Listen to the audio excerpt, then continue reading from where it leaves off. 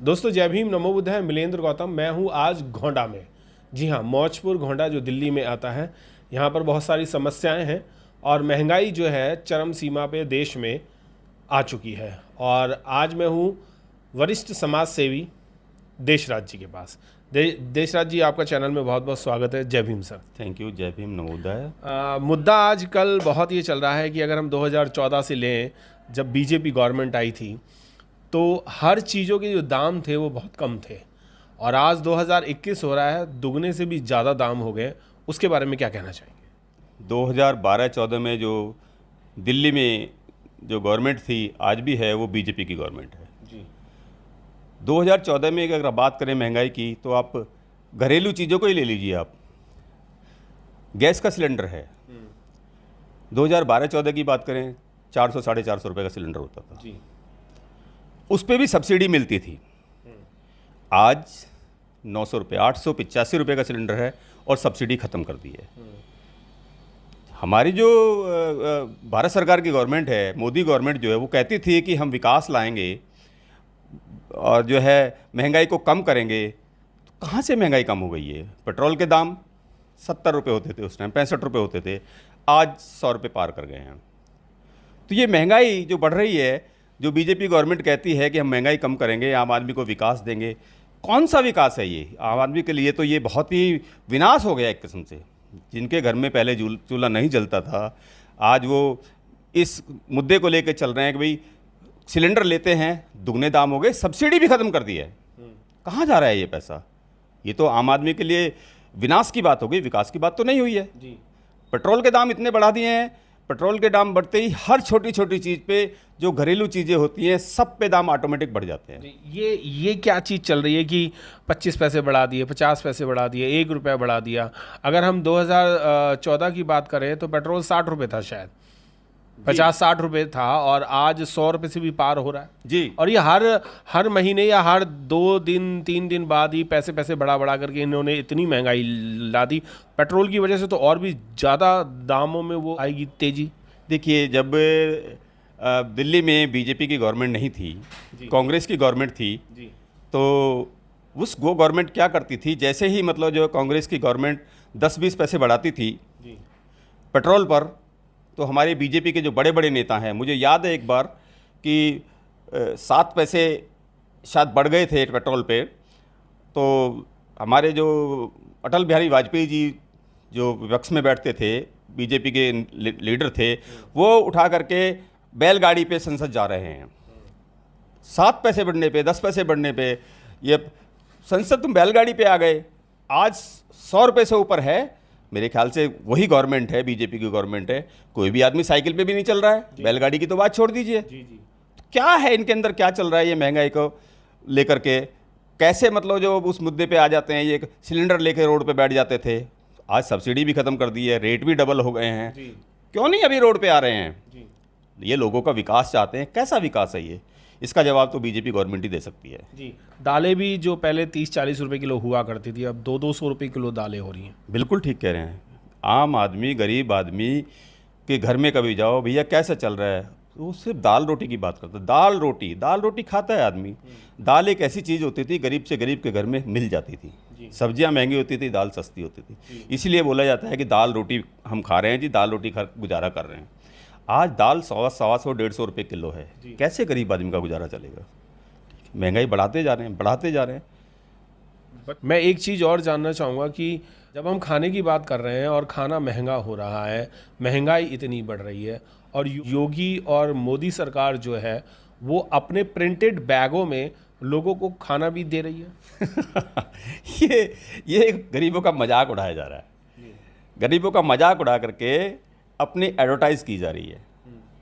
2.5-3 foot का 3 foot का तुम थैला दे रहे हो, उसमें 4 किलो 2 किलो 5 किलो राशन दे रहे हो, जो उसकी तलहटी में आकर के नज़र भी नहीं आता है। जब उसको किसी एक बोरे में एक वज़न डाल देंगे 5 किलो, तो उसका एडवर्टाइज अपना आप नज़र आती है। नीचे तले में वो फैल जाता है, और जो आप उस पर अपनी एडवर्टाइज कर रहे हो साफ दिखाई देती है। इसलिए थैले बड़े बनवाए गए हैं। अगर क्या इस ये जितनी भी गवर्नमेंट चल रही हैं, क्या उन लोगों को ये नहीं सोचना चाहिए कि हम खाना, बिजली, पानी फ्री ना दे करके इन लोगों को अगर हम जॉब दें तो अगर हम 40-50 हज़ार रुपये महीने की इनको जॉब देंगे तो खाना तो खुद ही खरीद लेंगे ये। जॉब दें। जब बीजेपी गवर्नमेंट नहीं आई थी, बीजेपी गवर्नमेंट इलेक्शन लड़ रही थी, उससे पहले बीजेपी गवर्नमेंट के मुद्दे थे कि हम हर साल 2 करोड़ नौकरियां देंगे जी। आज क्या पोजीशन है? मेरे ख्याल से हर साल 2 करोड़ नौकरियां हटाई जा रही हैं जी। बिल्कुल। अभी मोदी जी का, हमारे प्रधानमंत्री, जो भारत के प्रधानमंत्री हैं, माननीय नरेंद्र मोदी जी का जन्मदिन आया था। जन्मदिन पे मेरे ख्याल से 2-3 लाख लोगों ने उनको जो है विश किया, कांग्रेचुलेसन दी कि मोदी जी का जन्मदिन बहुत बहुत मुबारक हो। वहीं उसके उल्टे 17 लाख लोगों ने वहाँ अनएम्प्लॉयमेंट, बेरोजगार दिवस मनाया है। तो ये इसको विकास मानते हैं? 17 लाख लोग बेरोजगार हो गए, जिन्होंने बेरोजगार, जो कि अवेयर है उन्होंने किया है, और जो बाकी अवेयर नहीं है इस चीज़ से, उन्होंने तो दिवस मनाया ही नहीं है। 17 लाख लोग जो है बेरोजगार दिवस मना रहे हैं। इसको हम जन्मदिवस कहते हैं? इसको हम विकास कहते हैं क्या? विकास तो हो रहा है भारत में, लोग भी कह रहे हैं। आम जनता के कुछ लोग ऐसे भी हैं जो ये कह रहे हैं कि हाँ, मोदी जी हमारी खाल भी उतार लेंगे पर भी आएंगे मोदी जी। हाँ। विकास तो हो रहा है, पर विकास हो किसका रहा है? हाँ, विकास हो रहा है। विकास पूंजीपतियों का हो रहा है जी। पैसे वालों का विकास हो रहा है, जो गवर्नमेंट चला रहे हैं उनका विकास हो रहा है। रेल बेचने की तैयारी कर दी हैं, संपत्तियां बेचने की तैयारी कर दी हैं, बड़ी बड़ी कंपनियां बेचने की तैयारी कर दी हैं। बहुत सारी कंपनियों के रोज़ सुनते हैं, स्कूलों को प्राइवेटीकरण कर दिया है, बड़े बड़े इंस्टीट्यूट को प्राइवेट करने जा रहे हैं। तो आम आदमी, गरीब आदमी कैसे शिक्षा लेगा?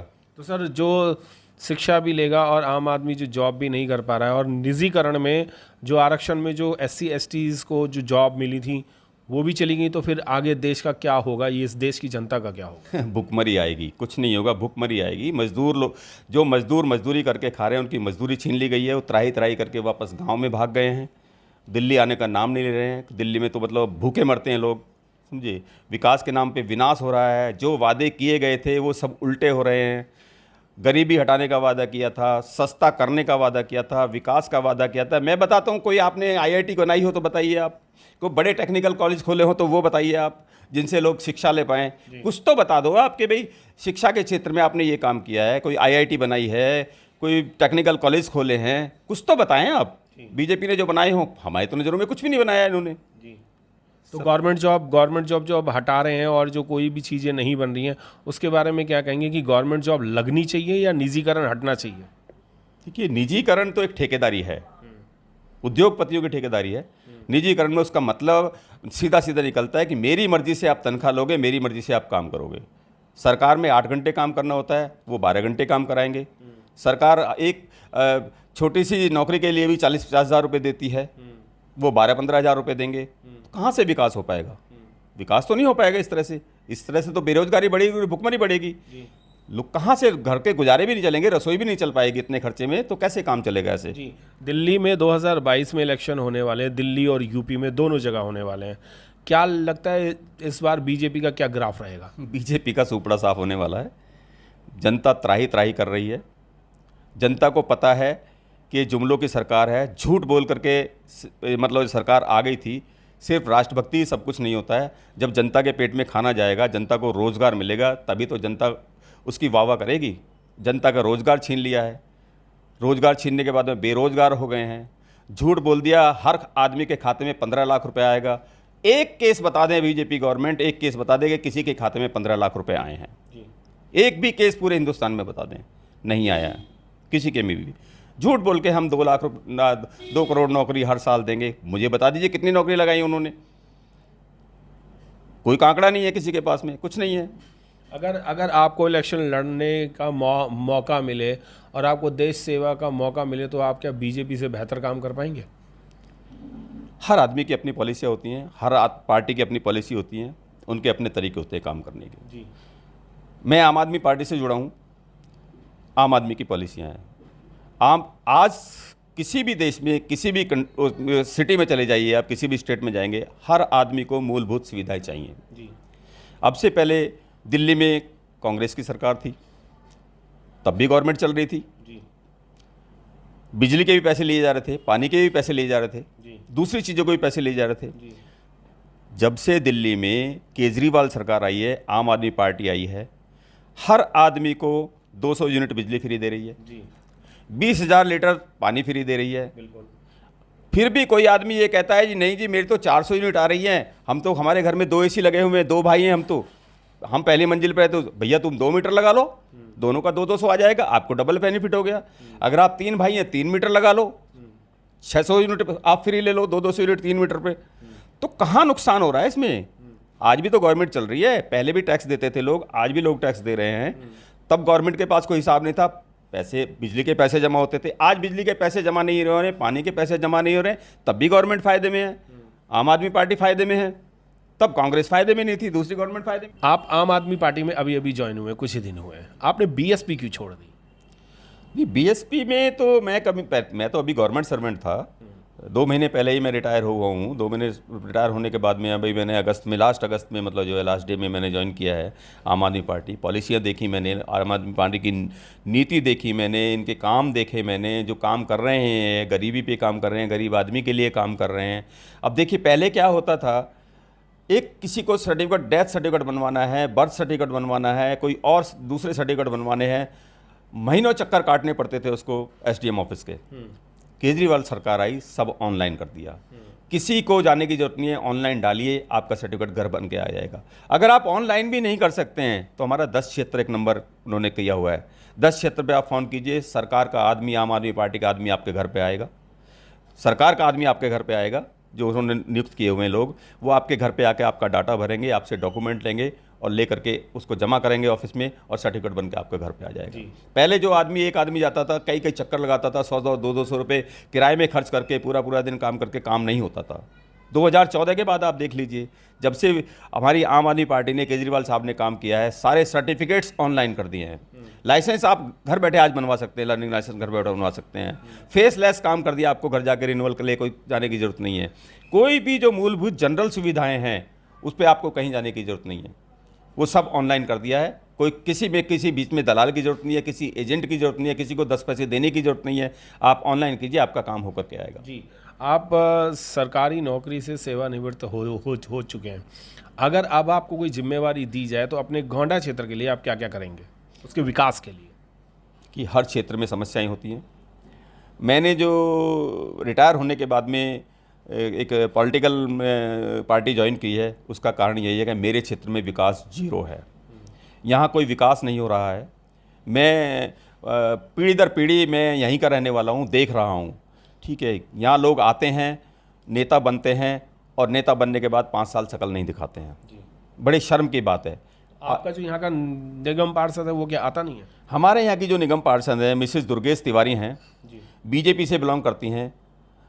कोई आज जब से जीती हैं क्षेत्र में कोई दौरा नहीं किया है। मुझसे क्या पूछ रहे हैं, तो आप जनता से पूछेंगे ना। जब मेरे यहाँ तक आप पहुँचे हैं तो पूरी जनता से भी पूछ लीजिए, बीच में अपने कैमरे लगा करके कैमरे से पूछे जनता क्या कहती है।